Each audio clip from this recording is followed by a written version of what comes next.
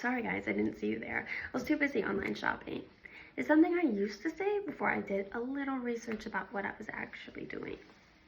Today we're going to be talking about convenience over conservation and why we should really stop supporting fast fashion. Now, some of you may be aware of what fast fashion is, and I'm sure there's some others who don't really know what fast fashion is or what technically qualifies as fast fashion. So, fast fashion is the rapid production of low quality and inexpensive clothing. Some of these fast fashion industries or companies are Zaful, Shein, Zara, and Amazon Fashion. I do want to make a disclaimer that anything that's clothing on Amazon is not technically fast fashion. I'm just specifically talking about the Amazon brand clothing that's sold on Amazon, not any other brands that give their products to Amazon to sell. However, have you opened up your closet and really tried to understand just how much each piece of clothing is worth and how much you paid for it? Because I promise you, it's a lot deeper than just $7.99 or $24.99. Somebody pays the true price of that article of clothing, and it's not you. For example, did you know that there was a study done by the U.S. Department of Labor, or an audit, I should say, done by the U.S. Department of Labor, and they found that some garment workers are being paid as low as $1.58 an hour.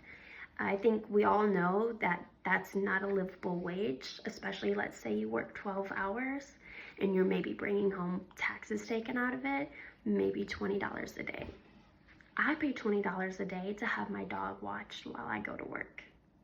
That's what they're making every day. And that's unacceptable. And I think if you can't get behind me on any of the other reasonings, at least get behind this, that your $5 shirt is not worth somebody's life or the cost of their life, okay? One of the devastating examples of all of this exploitation of garment workers is that in 2013, it was called Rana Plaza. It was a factory in Bangladesh where a building producing clothing for a fast fashion, like a major fast fashion brand, collapsed and killed over 1,100 workers. 1,100 workers died for making your $5 shirt. Not only that, but when you see the $4 shirt, just know that that does not reflect the true cost of that shirt. It was probably cheaper to make than $4 just for the simple fact that these workers are being paid such a low hourly wage. Not only does it just exploit the garment workers and those in that industry, but it also causes serious damage to the environment. For example, it is shown that in the United States, the average person throws about 81 pounds of clothing away. I have a bull mastiff pit bull mixed dog, and he's 86 pounds. That would be like throwing him away, how heavy he is, away every year full of clothing. Clothing items are very, very light. So to throw 81 pounds worth away a year, and then you times that by every person living in the United States, you have to think at some point, where's all this gonna go? Added with everything else we throw away on this planet, the landfills are overflowing and increasing textile waste in the world. And at some point, these landfills are going to fill up, and then there's going to be nowhere else to put these clothing. Soon you'll be walking your dog or just taking a run, and you'll see clothing being piled up on the street because there's nowhere else to put it. We are producing more than we can get rid of, or more than we can even hold as a U.S. Not only that, but the synthetic clothing, which is fast fashion, includes polyester, nylon, acrylic. It sheds all these microfiber plastic.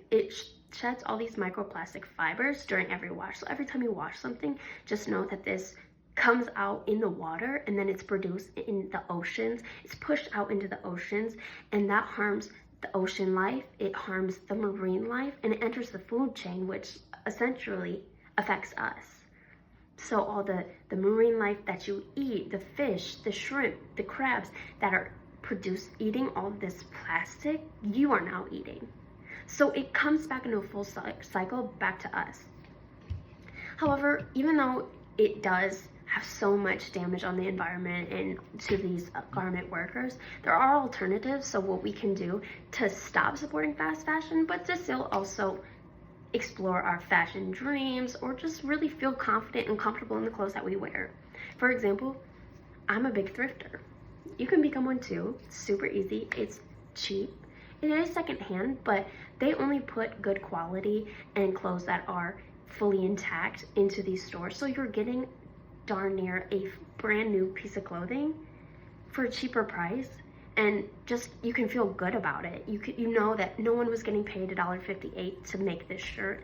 Somebody paid good quality for this shirt and you're getting it cheaper. Not only that, but you can also do clothes swapping. So let's say you go through your closet, you pick out everything that you're not wearing anymore, you put it in a bag and you give it to a friend. And then that friend does the same thing for you, or you just keep that cycle going and you're reusing clothes. They're not getting thrown away, they're getting reused. And simply just take care of the clothes that you have. You know, if you're going out, make sure you wear maybe an older shirt already, or you take good care of the ones that you have on your body and you have in your closet, so you don't feel the need to keep repurchasing clothes, especially from fast fashion industries.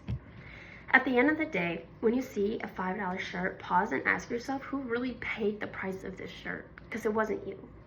I encourage you guys to make a small change every month, whether that be thrifting or just simply exchanging clothes with a friend. Because fast fashion harms workers, it damages the environment, and it is really unnecessary because there's so many realistic, affordable alternatives.